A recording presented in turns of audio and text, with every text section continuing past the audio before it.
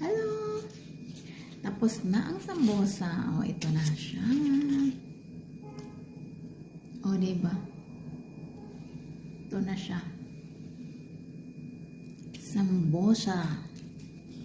In Kuwait. Loto na. O, diba? Tingnan nyo. Cheese. Binutangan ko ng parsley.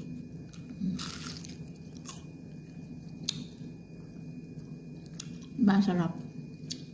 Pag Ramadan, ganito ang kinakain nila. Kasi pag Ramadan, ano sila, nagpapasting. Ito ang kinain nila. Sambosa. Dami. Tinatry ko, niluluto ko kasi tingnan ko kung okay yung ajina niya. Pero okay naman.